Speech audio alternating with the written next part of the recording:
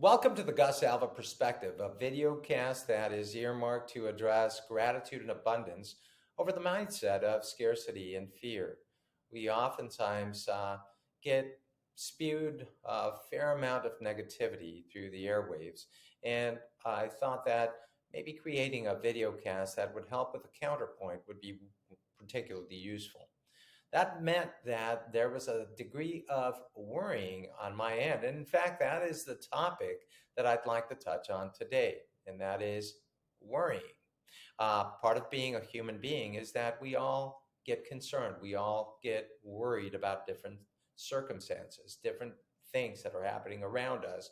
And as I stated, part of my desire to do a video cast that would give advice from a medical point of view, as well as encouragement and inspiration to others, would be that, from a psychiatric point of view, oftentimes we see anxiety states creeping into people. Now, worrying can have both beneficial as well as counterproductive effects. And what I'd like to look at right now are maybe three areas where worrying can actually be a beneficial thing. And you may not have considered that worrying might actually be something that could help you out. I'll also address three specific areas in which worrying can actually have very deleterious effects for us. But again, being mindful of that can really help us be in the moment and then subsequently evoke positive change over time. Let's take a look at the potential beneficial areas where worrying is not a bad thing. The first thing that I'd like you to consider is problem anticipation. By thinking about something, worrying will help you prepare and plan ahead. This will, in fact, force you into thinking about different scenarios and developing contingency plans, thinking about things that might be useful for managing risks effectively and proactively rather than in a reactive manner. A second area where it might be beneficial is that if you're worried about something, you're going to be motivated into action.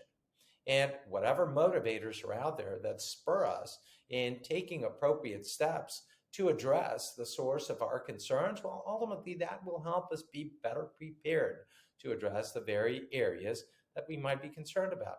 This will help us push in seeking solutions and making positive changes, as well as striving for improvement. I bet you hadn't thought about that.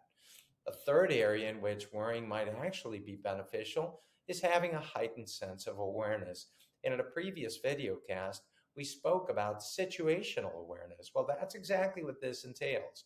Being more alert and attuned to one's surroundings will help us notice the potential for danger around us or help avoid risky situations that ultimately help promote safety and well-being. Now, having looked at this, now we actually shattered the fallacy of thinking that worrying is always a bad thing. But now, since we are talking about worrying and bad things, let's talk about some of the counterproductive aspects of worrying and what it might bring into our lives. The first one is that of emotional distress. Excessive worrying can lead to chronic anxiety, and this unfortunately is a very common psychiatric pathology that we see. This will lead to stress as well as emotional distress. It can consume our thoughts and interfere with our ability to concentrate or make decisions or simply enjoy daily life, and prolonged worrying actually has the potential for contributing to physical health issues, examples being headaches, insomnia, or digestive issues, which we oftentimes encounter in the clinical setting. A second area in which worrying can be very problematic is in overestimating threats.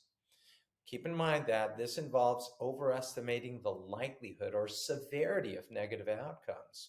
So instead of thinking about alternatives, we immediately latch onto the most negative thought.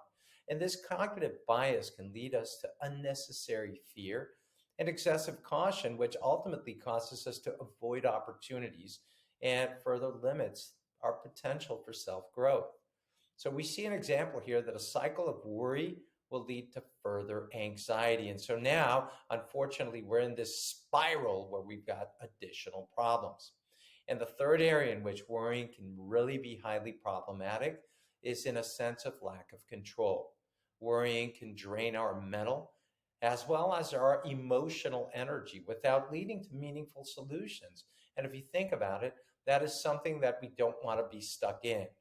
Now, while worrying, as we stated, can have benefits in terms of problem anticipation, motivation, heightened awareness, the counterpoint is that excessive or unfocused worrying can be quite problematic. We talked about emotional distress, overestimating threats, and promoting a sense of lack of control.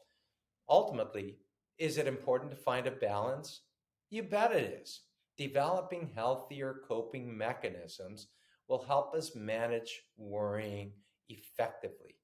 And rather than just simply latch onto negative themes, it's important that we have that gratitude in nature so that we can actually overcome obstacles. But even in the face of things that sound scary, daunting, problematic, we can find something good out of them. Great example being the topic that we just addressed. And gratitude is just that, taking something that sounds problematic and bad and seeing the good, but also not being obtuse or blind to the deleterious effects that it can bring in our lives. Thank you for joining us on the Gus Alva Perspective, addressing this topic of worrying, a theme that assails us on a daily basis. Thank you.